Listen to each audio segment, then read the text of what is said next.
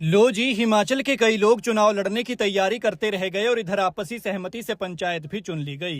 सरकार से मिलेगा 25 लाख रुपए इनाम। पंचायत के लोगों ने दिखाई होनहारी और दरियादिली।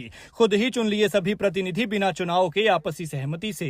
पर्चियां डाली और प्रधान उप प्रधान मेंबर सब बना दिए। पूरा पैनल निर्विरोध चुना गया और कमान महिला के हाथ दी गई। लेकिन ये सिर्फ एक पंचायत का चुनाव नहीं है, बल्कि आपसी भाईचारा भी है। वरना कई जगहों पर तो एक ही परिवार के दो लोग एक दूसरे के विरोध में उतर गए हैं, लेकिन इन्होंने मिसाल पेश की है।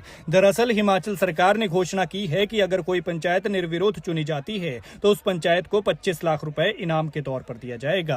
और होशियारी दिखाते हुए सिरमौर की टटियाना पंचायत इस इनाम की हकदार हो गई है। टटियाना पंचायत, जिसे शाटी पाशी का चौंतरा के नाम से भी जाना जाता है, लेकिन अगर सरकार की घोषणा के मुताबिक ये 25 लाख रुपए इस पंचायत को मिल जाते हैं और अगर ये 25 लाख रुपए अच्छे से कामों पर लगाए जाते हैं तो ये पंचायत अथाह विकास कर सकती है, क्योंकि 25 लाख की रकम थोड़ी नहीं है। इन लोगों ने जो फैसला लिया है वो बेहद सराहनीय है और ये कईयों के लिए मिसाल भी बने हैं, क्योंकि आज के दौर में हर कोई चुनाव लड़ने का इच्छुक है। जो कुछ नहीं कर पाता है वो चुनाव के वक्त में चुनाव लड़ने के लिए खड़ा हो जाता है। बेशक काबिलियत हो या ना हो, लेकिन मन में एक बात जरूर होती है कि मैं उसके वोट तोड़ूंगा। लेकिन इन लोगों ने न सिर्फ प्रचार का अपना पैसा बचाया, बल्कि सरकार का भी चुनाव खर्च नहीं होने दिया।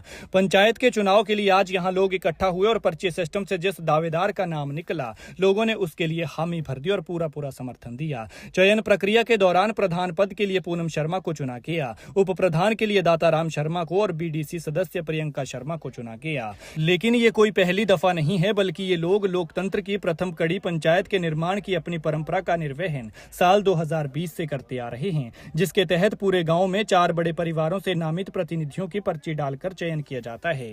ये व्यवस्था गांव में आपसी भाईचारा बनाए रखने, चुनाव के अनावश्यक खर्च से बचने और बिना किसी विवाद के शांतिपूर्ण तरीके से प्रतिनिधियों के चयन के उद्देश्य से अपनाई गई है। गांव वालों ने इस फैसले को अपनाते हुए और इसका स्वागत करते हुए एकता, सहयोग और सामाजिक सद्भाव का सुंदर उदाहरण पेश किया है।